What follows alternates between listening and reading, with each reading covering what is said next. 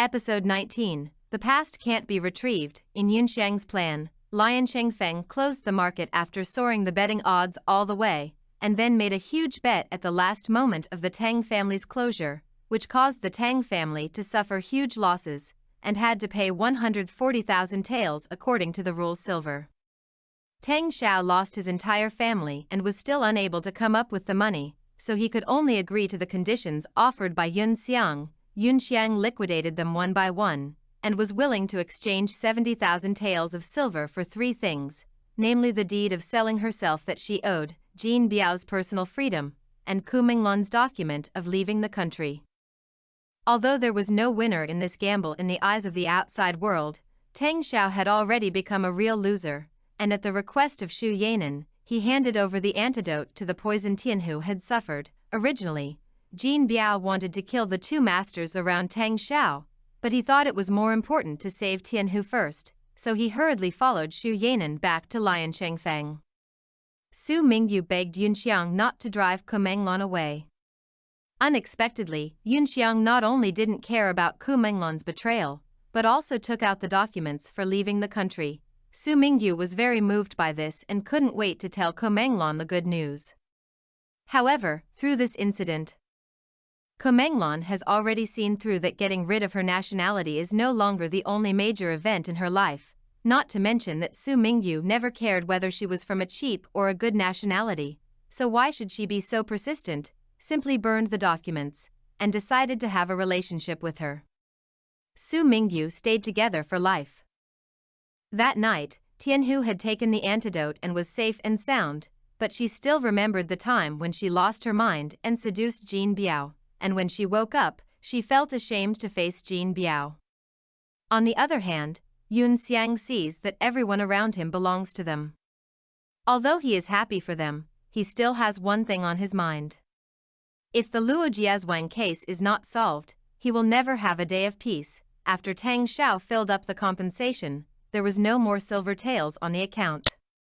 After reporting these things with trepidation, the manager might not have the money to hand over to Ling Yuan, let alone explain to Yi Xiao. Tang Xiao couldn't swallow this breath and wanted to sit and struggle for the last time, ordering Zhang and Mei Zhu to assassinate Yin Xiang and the others.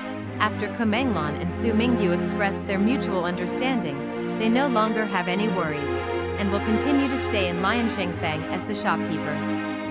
Yun Xiang received an invitation letter from Tang Xiao to meet in the suburbs. She was sure that today would be a fierce battle.